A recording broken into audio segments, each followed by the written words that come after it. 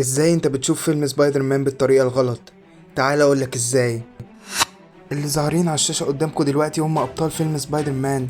بس يا ريت قبل ما نبدأ الفيديو ما تنساش لايك وشير وسبسكرايب، لان ده بيشجعني جدا وبيخليني اعرف اكمل فيديوهات، والفيديوهات متعبة جدا في المونتاج. يلا بينا نبدأ بالفيديو.